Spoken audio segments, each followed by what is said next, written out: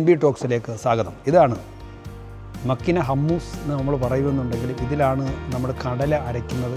അതോടൊപ്പം തന്നെ മയോണൈസ് അരയ്ക്കുന്നതൊക്കെ വലിയ ഹോട്ടലുകളിൽ, ഒരുപാട് ഉപയോഗമുള്ള ഹോട്ടലുകളിലൊക്കെ ഉപയോഗിക്കപ്പെടുന്ന മെഷീനാണ്. ഇതിൻ്റെ പ്രത്യേകത എന്ന് പറഞ്ഞു കഴിഞ്ഞാൽ ഇതിൻ്റെ ഉള്ളിൽ ഏകദേശം 6ഓളം ബ്ലേഡുകളുണ്ട്.